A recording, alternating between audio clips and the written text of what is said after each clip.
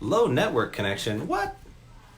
We're going to talk to the office about that one. Sorry, I'm yelling into the camera, folks. I'm chewing my mint real quick. What? You weren't ready? No. Come on. Hi. Hi. It's Monday. It's been a few weeks again. Sorry. Phew, ma'am. We're slacking. No, it's vacation time. It's summer. Well, Realtors don't take vacations. yes, we do. Yes, we do. Sometimes we do. We spend time with family. Every once in a while. Yes, exactly. Yeah. So, what's going on?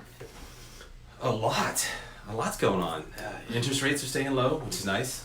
Because they went down a little bit from where they were. Yeah, I Yeah, think so they're the still Fed this road. announced- Yeah. Did they announce? No. I think they announced like a rate freeze. Yeah. That's a good one. That's a bonus. Yes. That's a bonus. It is, especially for people who are looking to buy a house. I did get a lot of alerts on lenders who were wanting to help people refinance because the rates had dropped. Yeah. So. Yeah, I'm looking to do the same this year. I'll be watching the rates.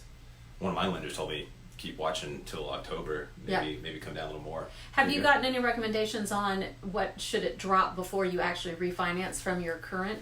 Man, that always throws me off. I believe it's at least 1 full percentage point drop, but it's also like the amount that you're going to drop it should drop your payment enough. Maybe I have this backwards. We'll have to talk to one of our lenders, but should drop your payment enough to where you're making up for the refinance cost at least in the first 2 years. And that makes sense. Especially if you have a 15 to 30 year. When you have a 15-30 year, that makes sense. Yeah. I hear half to a full percent at least. At minimum. Least, yeah. At least, I mean, if you want to save at least $200 a month, it's not just going to be 3.25 to 3.2. You're going to be dropping to 2.75, something like that. Yeah, something low. It needs to be pretty considerable. Yeah. So I got an interesting email last week. Somebody was talking about a business venture between Lennar Homes and I forgot the name. Open Door? Open Door, yes. That they have on Lennar's website, they have an automatic link to Open Door to help people sell their home. Yeah. And the thing to me that catches people off guard a lot is the fact that you think you're saving money, yet Open Door tacks on additional fees to where you're not saving a whole lot of money. Now, and the fees are more than the real estate. Yes. Well, I say considerably most typical real estate often, commissions. Right. Yes, but it's like even more than the real estate commissions plus all the closing costs. Right. So you're gonna sell it to them cheaper than you would if you fixed it up and put it on the market with us, and then they're still going to charge you the fee. So you're selling it for even less.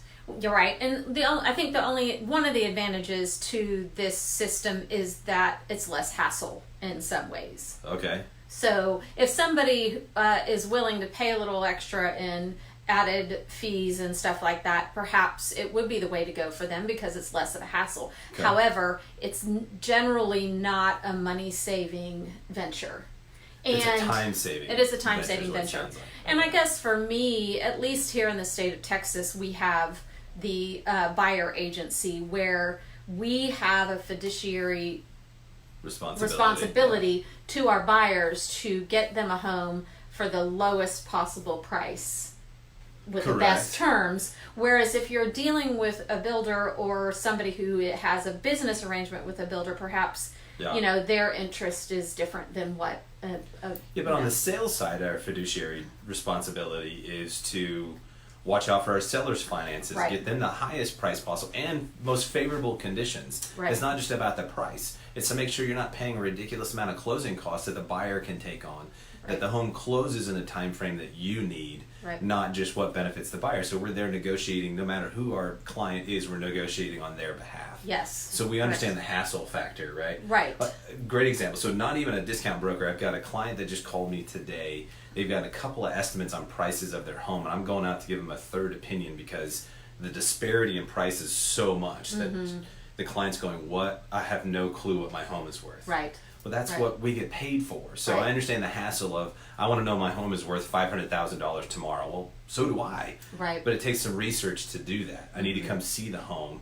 We need to talk about updates that you need to do to the home. So we get the hassle. However, what if that hassle is a 10% price difference? Right. 10% on a $500,000 home is $50,000. Yep. Well, it's like one time I was doing a evaluation, a BMA or broker market analysis for a home, and they did not have granite countertops. Yeah. And it was one of those situations where the granite countertop would have cost them about $5,000. Yeah. And when I ran the numbers, any homes that had that upgrade were actually probably getting about 10 to 15K more in a purchase price. So it made it worth spending a little extra to get the granite, all other things being equal. Yes. To get a better deal and sell faster too. Yeah. So less hassle. Well, so long story short, we get the hassle. We understand you want to save money. Just do the research, do the math before you talk to these discount brokers that are promising be careful you what one you thing or sign. another. Right. I've got another discount broker who will remain nameless. I'm negotiating with right now. They're giving me market data that is just not true about the home. Right. And the seller's sitting there believing them, and the seller's missing out on offers. On buyers, that's the other thing.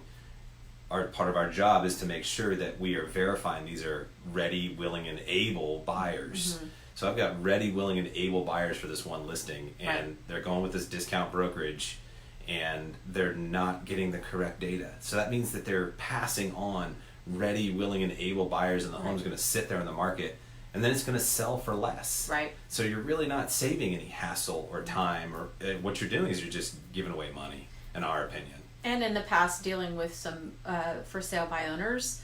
Yeah. If the information is not accurate, it can cause problems in the end.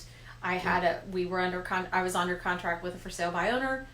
The square footage was incorrect, and the appraisal came back $30,000 less than the purchase price. It's a lot of money. The sellers were not familiar with what that square footage meant. It's not just a number you throw out there that's an approximation. Yep.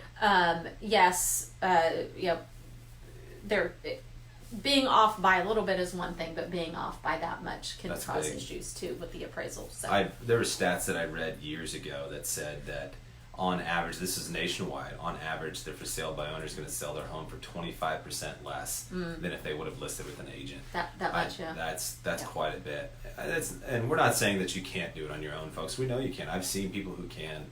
It's just be aware and prepared. Yeah, there's a lot more than just price that's involved.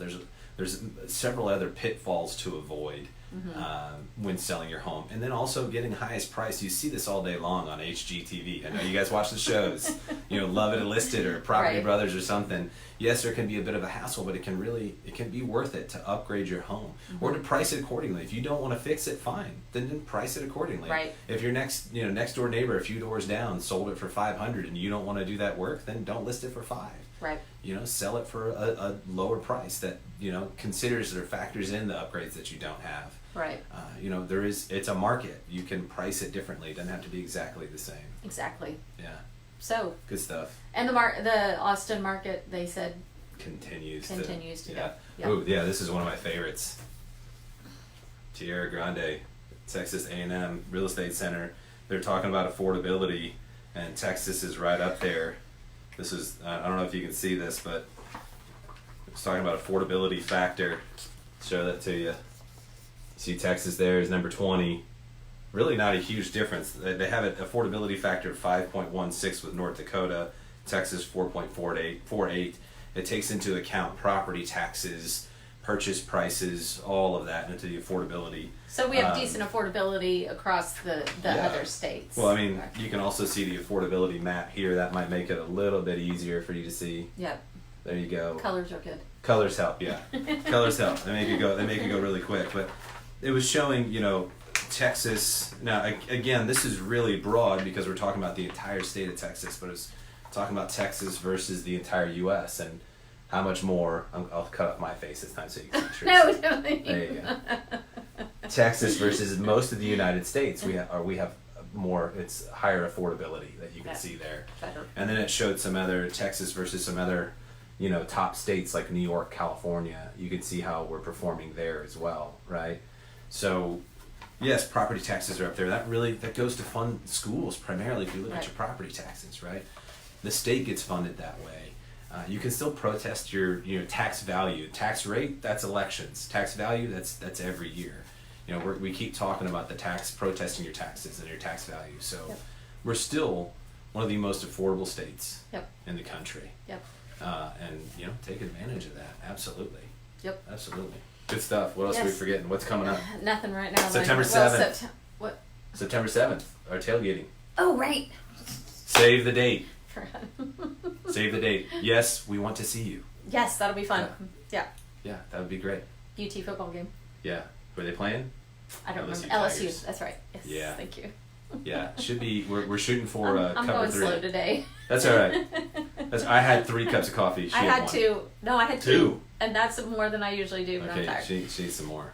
Anyway, all right, that's it for now. Until next week. Yeah, and be on the lookout for our team members that are gonna be joining us. We're gonna have some different co-hosts. Need to corral them in here. Yeah, you guys got to meet them. You got to see them. Yes. Yeah.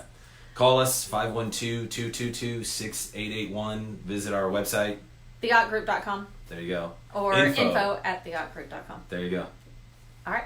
Bye. Good to see y'all.